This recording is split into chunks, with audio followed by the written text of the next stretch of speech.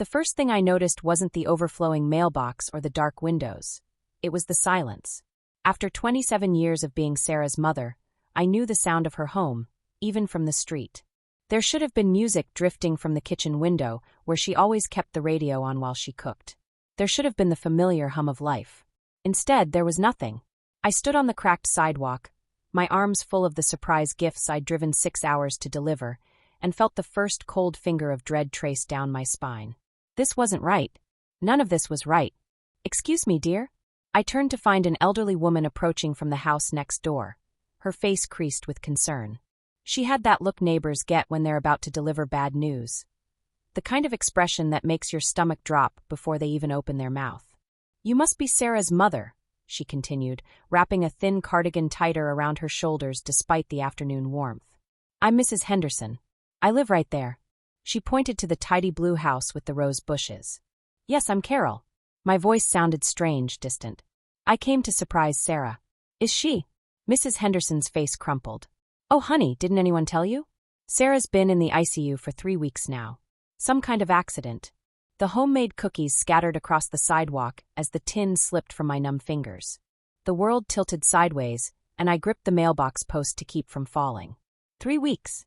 The words came out as a whisper. "What do you mean 3 weeks? That husband of hers said he was calling family." Mrs. Henderson's voice carried a note of disapproval that cut through my shock. "I just assumed. Oh, you poor thing. Come inside, let me make you some tea." But I couldn't move. Couldn't think past the roaring in my ears. 3 weeks. My daughter had been fighting for her life for 3 weeks, and I'd been at home, tending my garden, and wondering why she hadn't called for Sunday dinner. "What hospital?" I managed to ask. "St. Mary's. The big one downtown." Mrs. Henderson touched my arm gently. "Honey, you're white as a sheet. Please come sit down." I shook my head, already backing toward my car. "I have to go. I have to see her." "Wait." Mrs. Henderson's voice stopped me. "There's something else you should know about that husband of hers." The way she said it made me pause despite my desperate need to get to Sarah. Mrs. Henderson glanced around nervously, as if someone might be listening. "Mark hasn't been here much," she said quietly. "Oh, he shows up every few days to get the mail and water the plants, but—" She hesitated. "I hate to be the bearer of more bad news, but I saw him last Tuesday with a woman. A blonde woman. They were awfully close for someone whose wife is supposedly dying in the hospital." The anger hit me like a physical blow. My hands clenched into fists, and for a moment I couldn't see straight. Mark.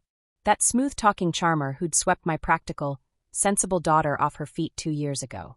The man who'd gradually stopped inviting me for holidays, who always had an excuse when I called. Did Sarah ever mention any problems between them? I asked, though part of me already knew the answer. Mrs. Henderson nodded sadly. The last time I talked to her, about a month before the accident, she seemed different. Worried about something. And they'd been arguing. Loud arguing late at night. A month ago. Right around the time Sarah had stopped calling me every Sunday. "Mrs. Henderson," I said carefully, "what kind of accident was it?" The older woman's face went pale. "They said she fell down the stairs. Broke her neck, cracked her skull. But—" She looked around again, then leaned closer. "I didn't hear any ambulance that night. And I'm a light sleeper. The first I knew something was wrong was when I saw all the police cars the next morning. Police cars. Not just an ambulance. Police cars." My mouth went dry. What did the police say? They asked a lot of questions about Mark. About whether I'd heard anything unusual. About their relationship. Mrs. Henderson wrung her hands. But then Mark showed up with some fancy lawyer, and suddenly everyone stopped talking about it.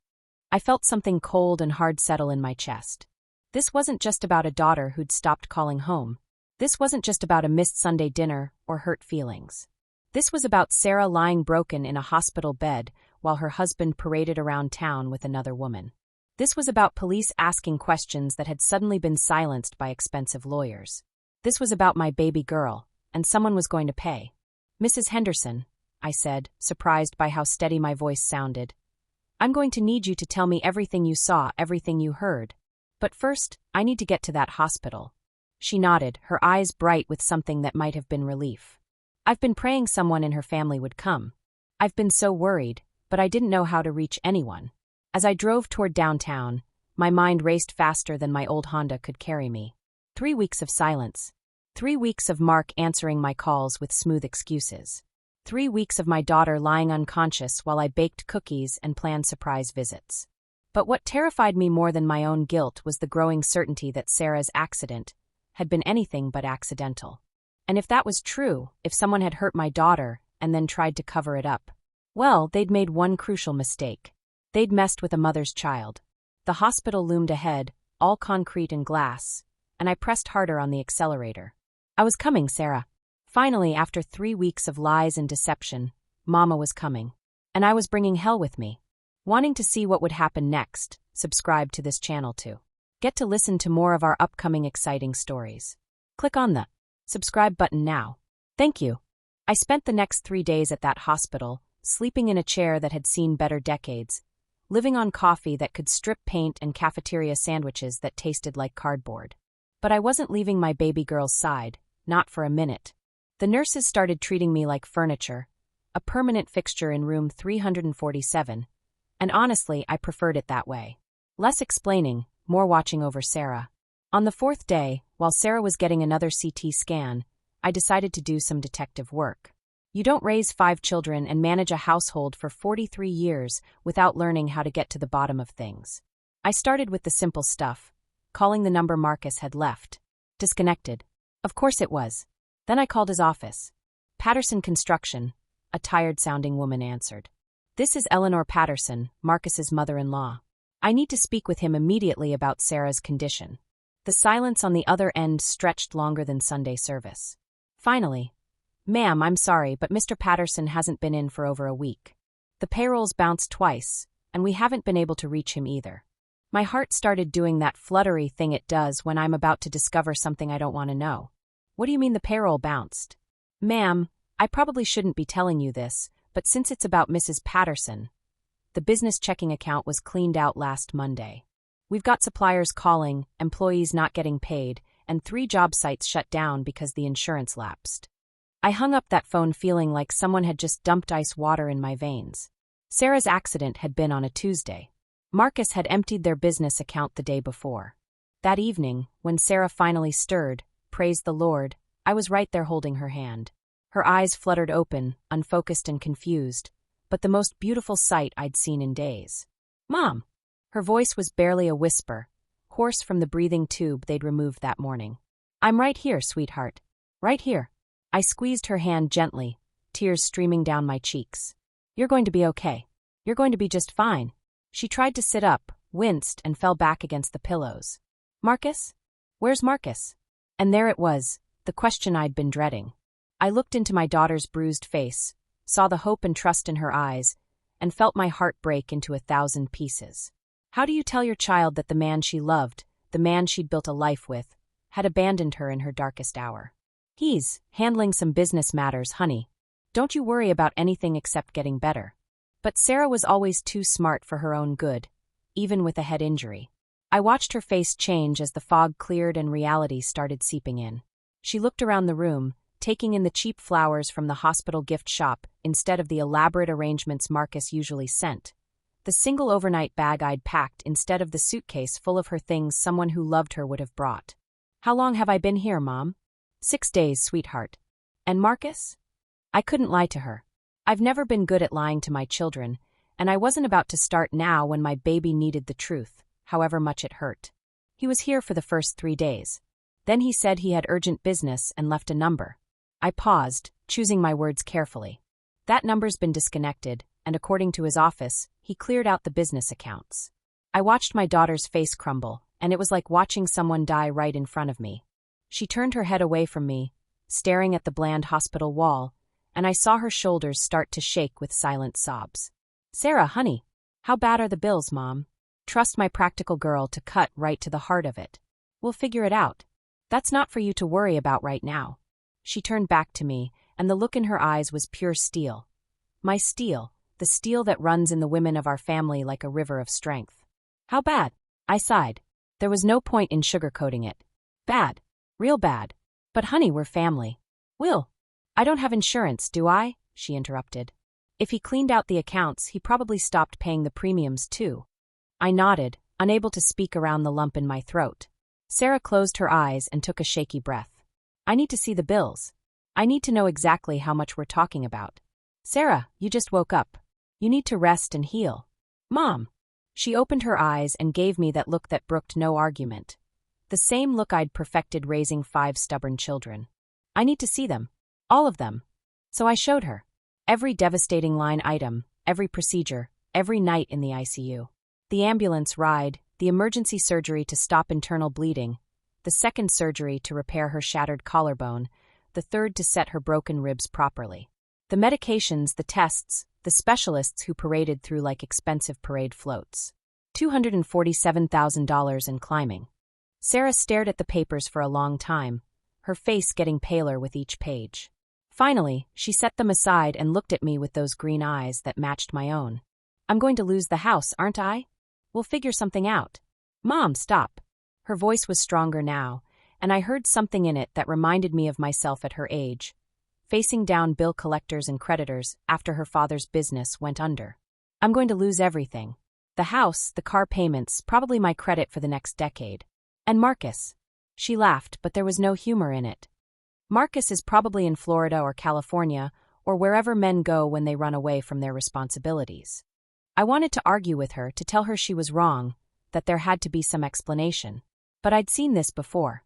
My own sister's husband had pulled the same disappearing act when she got sick with cancer. Some men, when the going gets tough, they just get going. What about his family? I asked. His mother, his sister? Surely they don't know. Oh, they know. Sarah's laugh was bitter now. I called his mother yesterday when I was feeling confused and scared.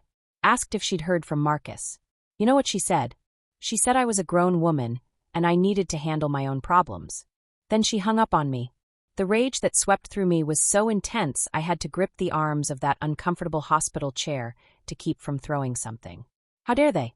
How dare any of them abandon my daughter when she needed them most? Sarah, honey, listen to me. I leaned forward, taking both her hands in mine. You're not alone. You hear me? You're not alone in this. Mom, you can't afford this either. Your savings, your house. I won't let you sacrifice everything because my husband turned out to be a coward and a thief. Now you listen to me, Sarah Elizabeth. I used her full name, the way I did when she was 7, and tried to convince me she hadn't eaten the last piece of cake. You are my daughter. My baby. And I would sell everything I own, mortgage my house to the rafters, and work 3 jobs at my age before I'd let you face this alone. She started crying, then big, ugly sobs that shook her whole body and made the machines start beeping in alarm.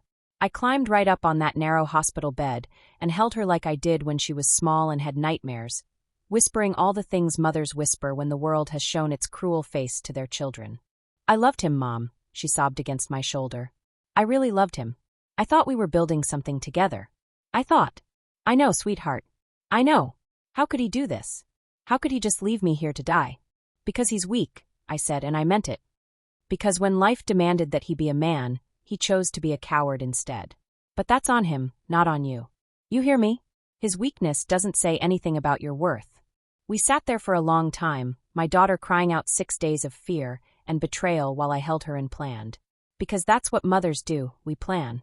We figure out how to fix things, how to make them better, how to pick up the pieces and build something stronger from the rubble.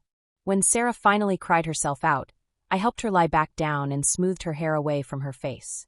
She looked so young, so vulnerable, but I could see the fighter in her starting to emerge. The steel was there, just waiting to be forged by fire. What are we going to do, Mom? I smiled at her, the first real smile I'd managed in days. We're going to do what Patterson women have always done, sweetheart. We're going to survive this.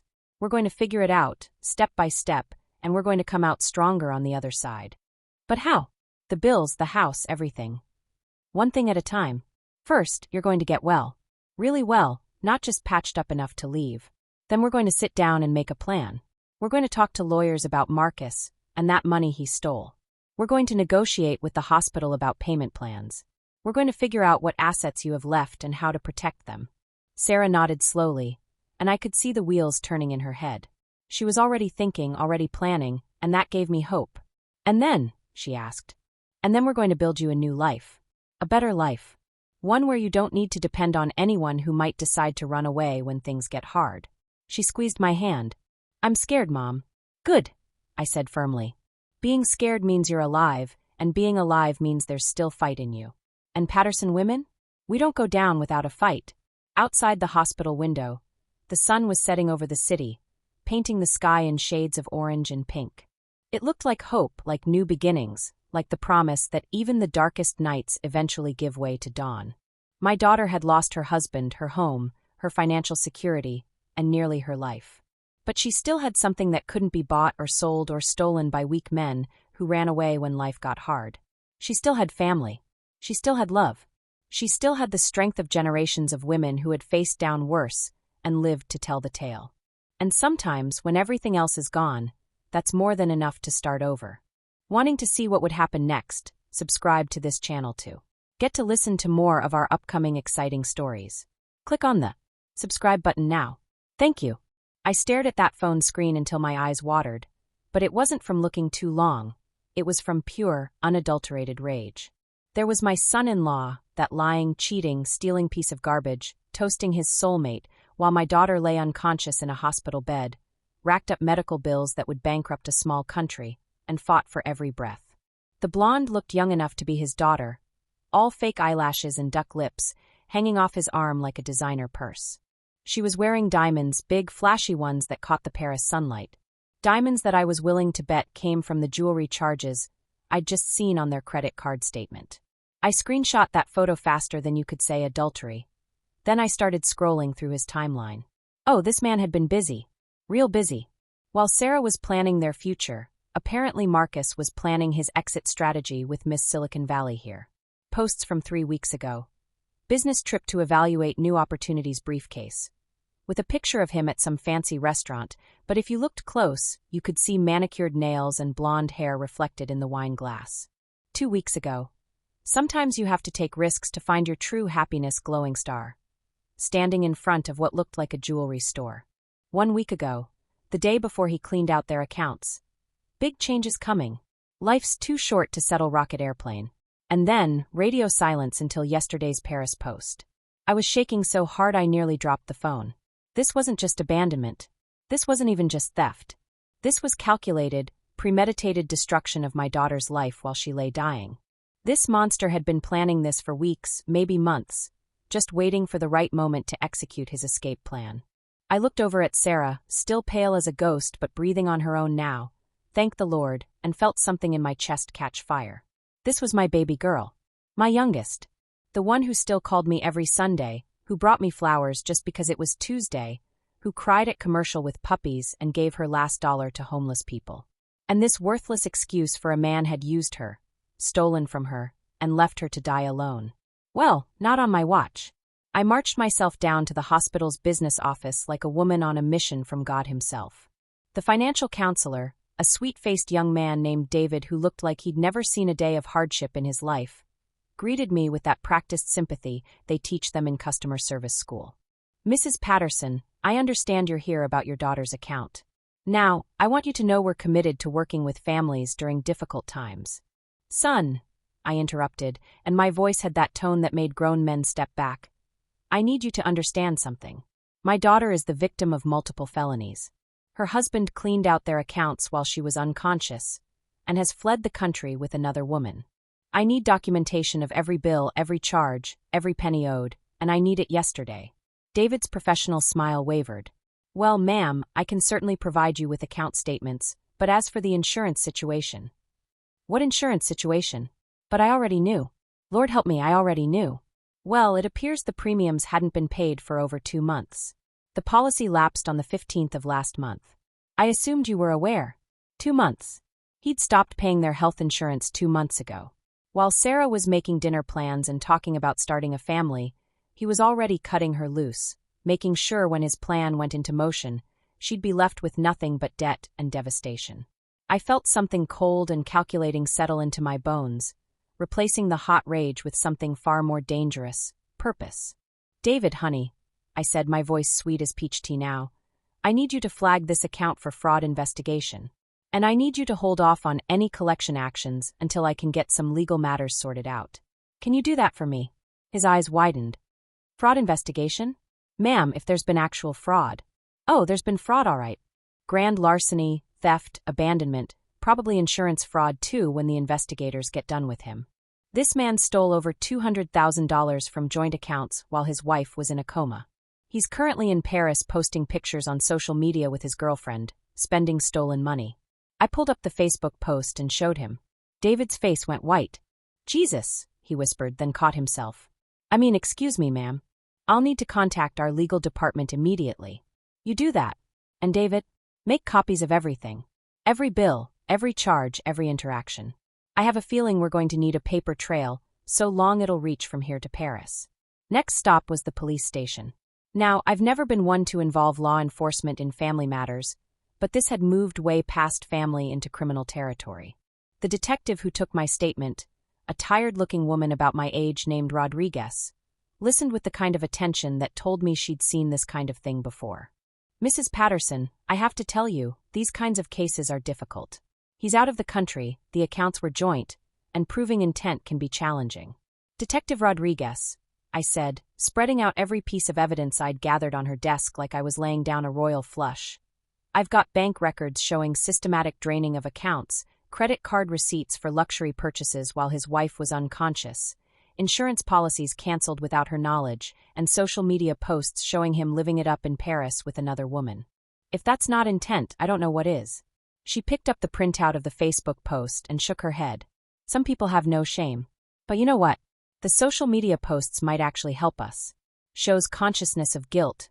Demonstrates he was capable of posting, but chose not to contact the hospital or family. It builds a pattern. What can you do? I can file a report, start a case file, and contact Interpol about his whereabouts. If he tries to come back into the country, we'll grab him. The bank fraud alone is a federal offense when it crosses state lines, and if any of those credit card charges were made internationally." She smiled grimly. "Let's just say he might find his European vacation ending sooner than expected." I left the police station feeling like I'd finally done something productive, but I wasn't done. Not by a long shot. I had one more stop to make, and this one was going to be personal. Marcus's mother lived in one of those upscale retirement communities where they play bridge and complain about young people. I'd met her exactly 3 times in the 5 years Sarah and Marcus were together, and each time she'd made it clear she thought her precious boy was settling. Well, let's see how she felt about her precious boy now. Helen Patterson answered her door wearing a silk blouse and enough jewelry to fund a small country's national debt. She took one look at me and her face went sour. "Eleanor, I suppose you're here about the unpleasantness." "The unpleasantness?" I stepped into her foyer without being invited. "Is that what you're calling grand theft and abandonment now? Unpleasantness?" Marcus explained the situation to me. Sarah was simply too high maintenance, too needy. A man has to think about his future, his happiness. His happiness? My voice went up about 3 octaves. "Helen, your son stole over $200,000 from my daughter while she was in a coma. He canceled her health insurance and left her to die alone in a hospital bed. He's in Paris right now with his girlfriend, posting pictures on social media while Sarah faces bankruptcy and a lifetime of debt." Helen waved a dismissive hand. "Marcus said there were problems in the marriage. Sometimes these things happen. Sarah will find a way to manage." That's when I lost it. Completely, utterly, spectacularly lost it. Manage. I stepped closer to this woman who had raised a monster and had the audacity to defend him. "Your son is a thief. A criminal. I just came from the police station where I filed charges for grand larceny, fraud, and abandonment. The FBI is going to be very interested in those international wire transfers and credit card charges." For the first time, Helen looked nervous. "The FBI? Oh yes.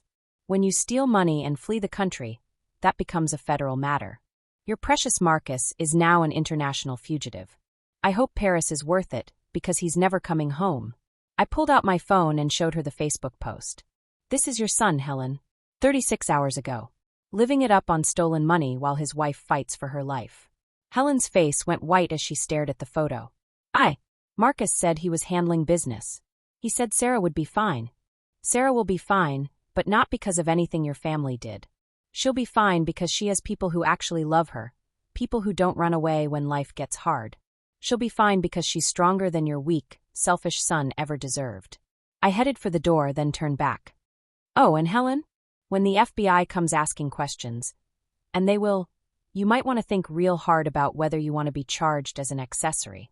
Because if you knew about any of this and didn't report it, you're part of the crime.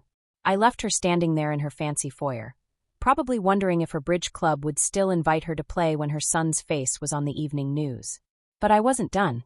Not even close. Back at the hospital, I sat beside Sarah's bed and made phone calls. Every credit card company, every bank, every financial institution that had been touched by Marcus's thievery. I reported fraud on every account, contested every charge made after the accident, and demanded investigations into every transaction. Then I called my own bank. It was time to make some strategic moves. "This is Eleanor Mitchell," I told my financial advisor. "I need to liquidate some investments and take out a mortgage on my house. And I need it done fast." "Mrs. Mitchell, are you sure? You've worked so hard to pay off that house, and at your age, taking on debt." "Jim, my daughter is lying in a hospital bed with $250,000 in medical bills because her husband is a criminal who stole everything they had and fled the country. I need liquidity and I need it now." "Jesus, Eleanor. I'm sorry. How much do you need? How much can I get?" By the time Sarah woke up from her afternoon nap, I had secured $150,000 in available funds and a legal strategy that was going to make Marcus rue the day he decided to mess with a Patterson woman. "Mom!" Sarah's voice was stronger now, clearer. "You look different. What's been happening?" I pulled my chair closer to her bed and took her hand. "Sweetheart, I need to tell you some things. Hard things. But I also need you to know that we're going to be okay. Better than okay." "What kind of hard things?" I showed her everything. The bank records, the social media posts, the credit card charges, the evidence of his systematic betrayal. I watched my daughter's face as she processed it all, saw her heart break all over again, but this time I also saw something else. I saw rage. Clean, pure, righteous rage. "He's in Paris," she said quietly, staring at the photo of Marcus and his blonde. "Yes." "With her?" "Yes." "Using our money?" "Yes." Sarah was quiet for a long moment, and when she looked up at me, her eyes were like green fire. "Mom, I want you to destroy him. If you're still listening to this story up to this point, why don't you subscribe to this channel to continue getting impactful daily stories like this? We would be most grateful if you can do that to help boost this video to reach everyone. Thank you." "Eleanor?" Marcus's voice came through the phone like he'd seen a ghost, which I suppose he had. The ghost of consequences. "What the hell is going on? My cards aren't working. The bank says my accounts are frozen." "Oh, Marcus, sweetheart," I said, pouring honey into my voice while venom coursed through my veins. "I'm so sorry to hear you're having difficulties. Are you somewhere safe? Somewhere with good legal representation? Because, honey, you're going to need it." "What are you talking about? Where's Sarah? I've been trying to reach her." "Have you now?" I settled back in the hospital chair, watching my daughter sleep peacefully for the first time in days. "That's funny, because according to the hospital records, you haven't called once since you abandoned your wife in the ICU 6 days ago." The silence on the other end stretched so long I thought he'd hung up. Then, "Look, Eleanor, you don't understand. Sarah and I were having problems." "Oh, I understand perfectly. I understand that you systematically drained your joint accounts while your wife was in a coma. I understand that you canceled her health insurance without her knowledge. I understand that you're currently in Paris with your girlfriend, posting pictures on social media while your wife faces $250,000 in medical debt. How did you?" He stopped himself, but it was too late. "How did I what, Marcus? How did I find out about your little European vacation?" "Honey, you posted it on Facebook. With hashtags. You're not exactly a criminal mastermind. Look, you don't know what you're messing with. Those accounts have my name on them too. You can't just." "Actually, Marcus, I can. You see, when you abandon your critically injured wife, she becomes incapacitated. And lucky for Sarah, she had the good sense to give me power of attorney after her father died. So every action I've taken has been perfectly legal. Unlike yours." I heard him breathing hard, probably pacing around whatever fancy Paris hotel room he'd rented with stolen money. "What do you want, Eleanor?" "Justice, Marcus. Sweet, complete, devastating justice.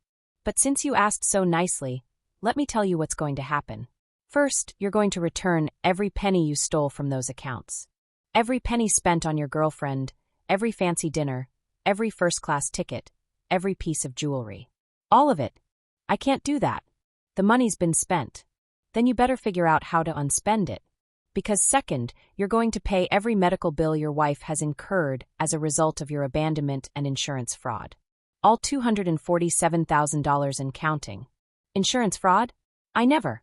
You canceled her health insurance 2 months ago without telling her, then left her to face catastrophic medical bills alone. That's fraud, sweetie. And when those bills destroy her credit and her financial future, that's financial abuse. You can't prove any of this. I laughed, and it wasn't a nice sound. Oh, Marcus, I don't have to prove anything. The FBI is doing that for me. Did you know that when you use stolen money for international transactions, it becomes a federal crime? Wire fraud across international borders is what they call it. Carries a sentence of up to 20 years. Dead silence. And third, I continued, enjoying every second of his panic, you're going to sign divorce papers and walk away from my daughter's life forever. No alimony, no property settlement, no contact. You're going to disappear like the coward you are and never darken our doorstep again. And if I don't? Well, let's see. Right now you're looking at federal wire fraud charges, grand larceny, insurance fraud, abandonment, and financial abuse. The detective I spoke with yesterday seemed particularly interested in your social media posts. Apparently, flaunting stolen money while your victim lies in a hospital bed doesn't play well with juries. I paused to let that sink in. But if you don't comply with my very reasonable requests, I'm going to make it my personal mission to destroy you. I'm going to hire the best private investigator money can buy to dig into every aspect of your life. I'm going to contact every client your business ever had and let them know they should check their books carefully. I'm going to call the IRS and suggest they audit your tax returns for the past 7 years. You wouldn't. Oh, Marcus, I absolutely would. I'm 72 years old with nothing but time, money, and a burning desire to see justice done. Do you really want to test me? I could hear him talking to someone in the background, probably the blonde girlfriend getting nervous about her sugar daddy's legal troubles. Good. Let her sweat too. How do I know you won't press charges anyway? Because unlike you, I keep my word. But Marcus, this offer expires in 24 hours. After that, you deal with the FBI without my cooperation. And honey, they don't negotiate. I hung up on him and immediately called Detective Rodriguez. He's rattled, I told her. Give him some time to stew, then contact Interpol. I want him to know he's being watched. You're enjoying this, aren't you, Mrs. Patterson? Rodriguez, I haven't enjoyed anything this much since I watched my husband's business partner get arrested for embezzlement. There's something deeply satisfying about watching bad people face consequences. The rest of the afternoon was a flurry of activity. The family lawyer, Tom Bradley, arrived with divorce papers already prepared. Eleanor, I have to say, in 30 years of practice, I've rarely seen a case this clear-cut. This man has violated every principle of marriage, trust, and basic human decency. Can we get an emergency divorce based on abandonment? With this evidence? Absolutely. And I'm going to ask for punitive damages for financial abuse and emotional distress. The social media posts alone show callous disregard for his wife's welfare. What about the house? That's where it gets interesting. The mortgage is in both names, but Sarah's been making the payments from her personal account, the one he didn't drain. I think we can argue that he forfeited his claim to the property through his criminal actions. And his business? Tom smiled grimly. Patterson Construction is a partnership. If Marcus is convicted of felony fraud, the business license becomes void. Sarah would have grounds to claim the company assets as compensation for his thefts. By evening, I had a legal strategy that would leave Marcus with nothing but his guilt and whatever money he could earn in whatever country would have him. But the real satisfaction came when Sarah woke up and I told her what we'd accomplished. You froze all the accounts? She asked, a smile playing at the corners of her mouth for the first time since the accident. Every last one. His credit cards are useless, his bank accounts are locked, and his access to any jointly held assets has been terminated. And the divorce papers? Ready for his signature. Tom says we can get an emergency dissolution based on abandonment and abuse. You'll be free of him within 60 days. Sarah was quiet for a moment, processing everything. Then she looked at me with tears in her eyes. Mom, you know he might never come back. He might just stay in Europe and disappear completely. Honey, that's the best-case scenario. If he never comes back, he can never hurt you again. And trust me, the FBI has a long reach. Even if he stays gone, his life is going to be very complicated from now on. What about the medical bills? I took her hand. Already handled. I took out a mortgage on my house and liquidated some investments. The bills are paid in full. Mom, no. I can't let you sacrifice your security. Sarah Elizabeth, you listen to me. I raised 5 children and buried a husband. I've seen the worst life can throw at a person, and I've learned that the only thing that matters is family. Money is just numbers on paper. Family is forever. But your house will be paid off in 5 years instead of being paid off already. That's it. And you know what? I'm thinking of getting a roommate anyway. Someone young and pretty who makes excellent apple pie and calls her mother every Sunday. Sarah started crying, happy tears this time. I love you, Mom. I love you too, baby girl. The phone rang around 10 p.m. Marcus again. I answered on the first ring. I'll do it, he said without preamble. I'll sign the papers and pay the money back. But I need time. 24 hours, Marcus. That was the deal. Eleanor, be reasonable. I can't liquidate everything in one day. Then you better get creative. Sell the girlfriend's jewelry. Cash in your return tickets. I don't care how you do it, but you have 24 hours to wire $450,000 to the account Tom Bradley will provide. That covers the stolen money plus the medical bills. That's everything. I'll have nothing left. Marcus, you had nothing when you married my daughter. She built a life with you, supported your dreams, trusted you with her future. And when she needed you most, you stole everything and ran away with another woman. So forgive me if I don't feel sorry that you'll have to start over from scratch. What about my business? My house? Your business partnership is dissolved as of this morning. Tom filed the papers with the state. As for your house, well, technically it's Sarah's house since she's been making the payments. But she's feeling generous. She'll let you sign over your half in lieu of additional damages. You're destroying my life. No, Marcus. You destroyed your own life. I'm just making sure you don't destroy my daughter's in the process. I hung up and turned to Sarah, who had been listening with wide eyes. Is he going to do it? Oh, he'll do it. Men like Marcus only understand consequences. Right now he's probably on his laptop figuring out how to liquidate assets without ending up in a French prison. The next morning brought the most beautiful wake-up call I'd ever received. Tom Bradley calling from his office with news that made my heart sing like a church choir. Eleanor, you're not going to believe this. Marcus wired the full amount at 6 a.m. Paris time. Every penny. And the divorce papers were filed electronically with his digital signature. All of it. $450,000 as requested. Plus he signed over his interest in the house and the remaining business assets. Your daughter is officially free and financially whole. I looked over at Sarah, who was sitting up in bed eating actual solid food for the first time since the accident. Her color was better, her eyes were bright, and she was smiling. Did you hear that, sweetheart? Every word. Mom, I can't believe you did all this. Honey, this is what family does. We protect each other. We fight for each other. And sometimes, when the situation calls for it, we absolutely destroy anyone who tries to hurt the people we love. Detective Rodriguez called an hour later. Mrs. Patterson, I thought you'd like to know. Marcus Patterson was detained by French authorities this morning attempting to board a flight to a non-extradition country. Apparently his passport was flagged when we opened the federal investigation. What happens now? Well, since he's cooperated and made restitution, the prosecutor might be willing to negotiate. But he's looking at deportation and permanent entry prohibition. He won't be back in the U.S. anytime soon. I hung up and turned to Sarah with the biggest smile I'd worn in years. Sweetheart, I think we can officially say that justice has been served. With a side of poetic justice and a hefty helping of consequences. Sarah started laughing, real, genuine, joyful laughter. Mom, you're terrifying when you're protecting your family. Damn right I am, I said, and I meant every word. Now, what do you say we start planning your new life? Because, baby girl, you're about to discover just how strong Patterson women really are.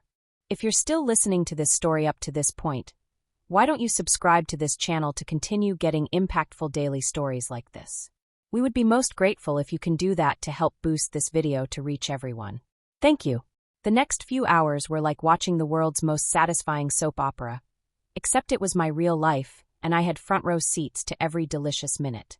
Marcus went through the 5 stages of grief in record time: denial, anger, bargaining, depression, and finally acceptance. Well, maybe not acceptance so much as resigned defeat, but I'll take it. His second call came at 2 a.m. Paris time. I was dozing in that uncomfortable hospital chair when my phone buzzed. Eleanor, please, you have to understand. Sarah and I were having problems. Real problems.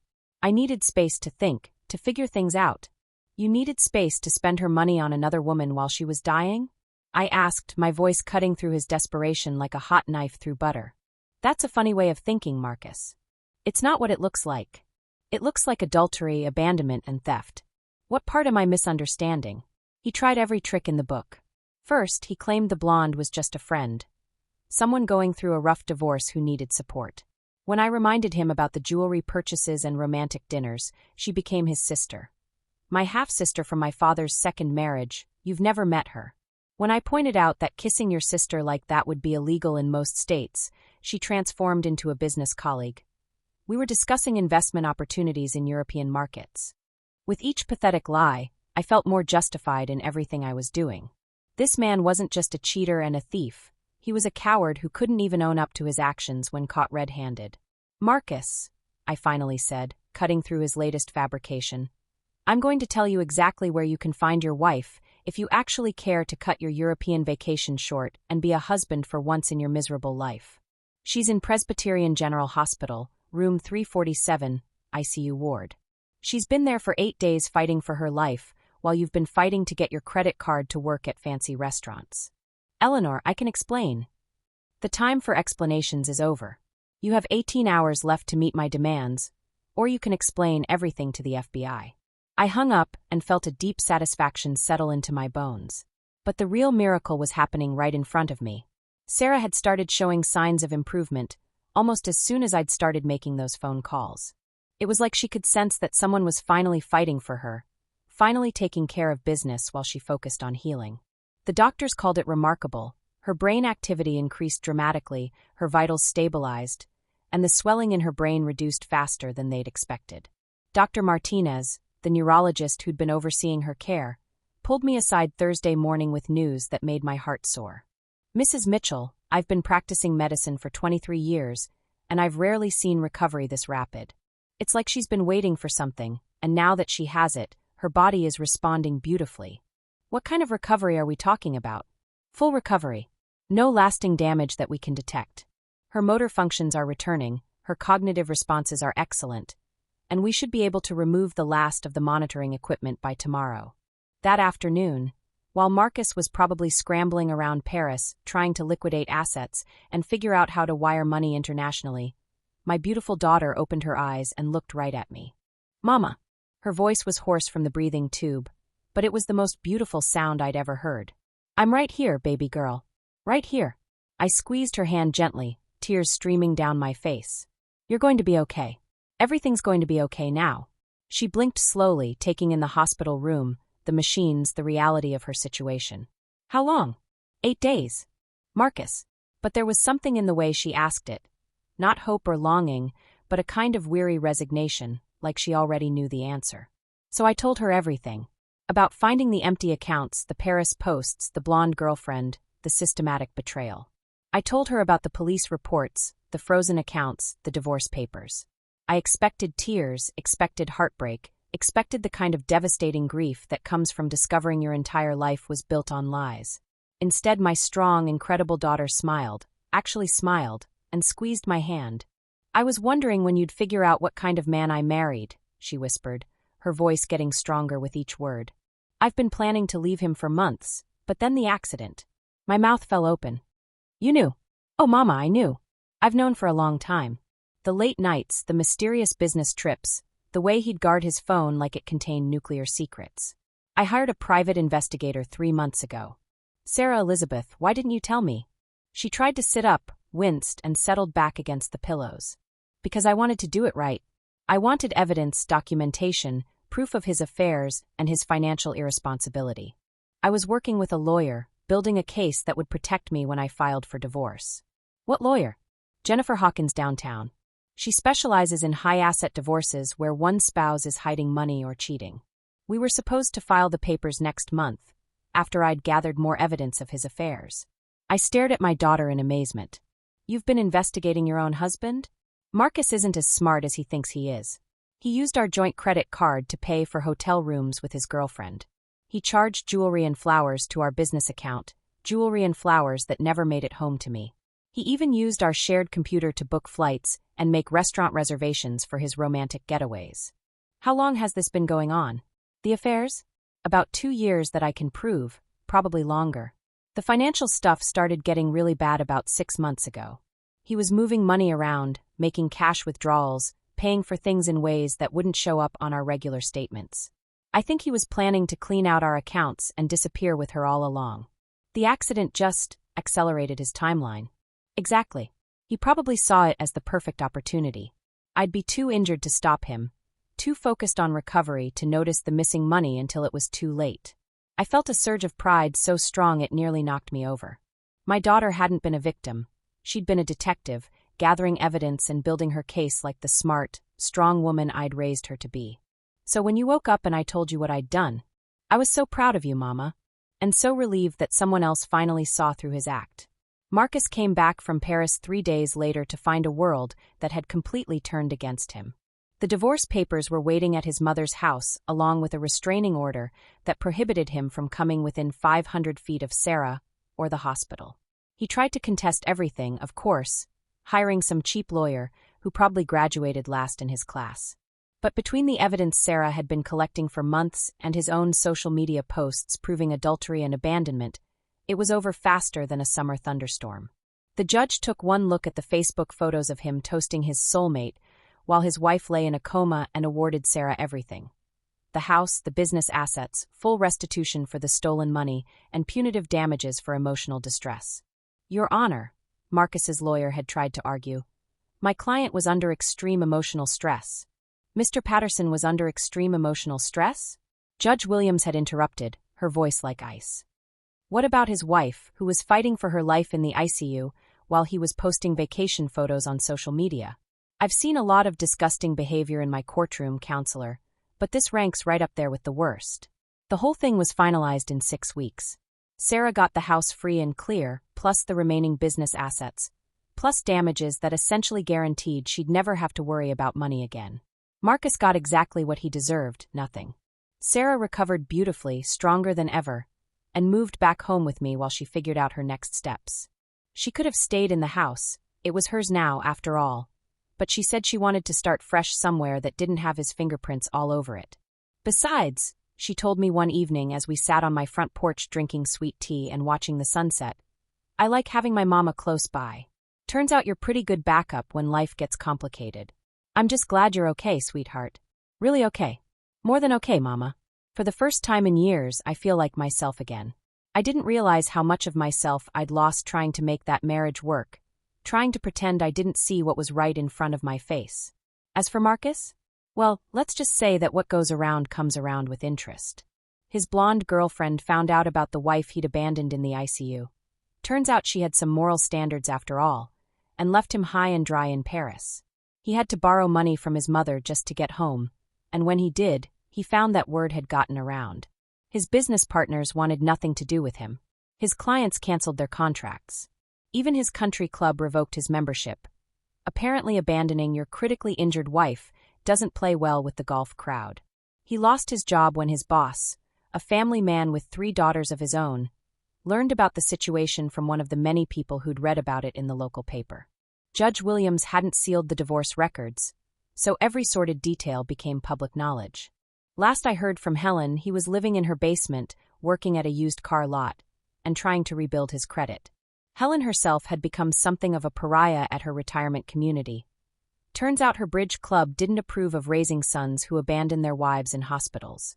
Eleanor, she'd called to tell me, her voice small and ashamed, I want you to know I'm sorry.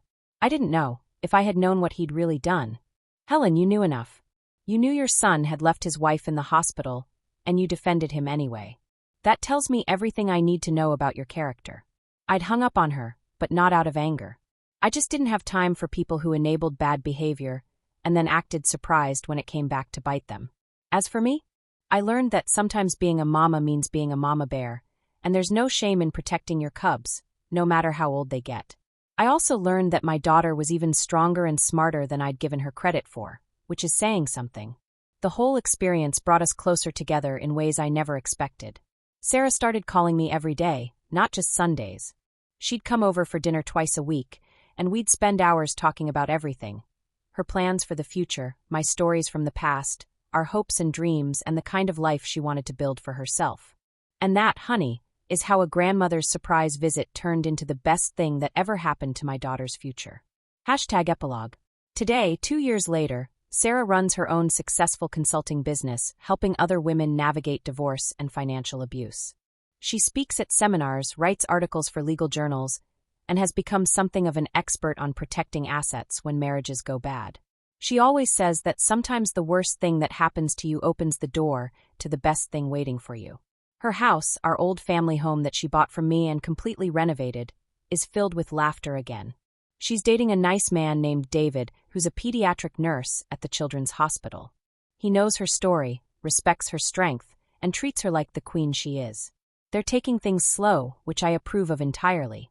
She keeps Marcus's wedding ring in a box in her closet, not out of sentiment, but as a reminder.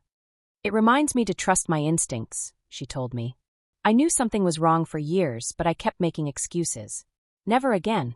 As for this old grandma, well, I keep that power of attorney handy, just in case any other wolves come sniffing around my lambs. I've also become something of a legend at the senior center. Apparently the story of how I single-handedly destroyed my daughter's cheating husband has made the rounds, and now half the ladies in town bring me their family problems. Just last week, Margaret Simpson asked me to help her figure out why her grandson's new wife seemed so interested in his grandmother's jewelry collection. By the time I was done investigating, we'd discovered she was running an online auction business selling family heirlooms that belonged to other people. Some folks might say I'm a meddling old woman, but I prefer to think of myself as a protector of family values. After all, somebody has to look out for the good people in this world, and I've got the time, the resources, and the righteous anger to do it. Sarah laughs when I tell her about my latest cases, but she also hugs me tight and says, "Mama, I'm so glad you're on my side." And that, sugar, is worth more than all the justice in the world.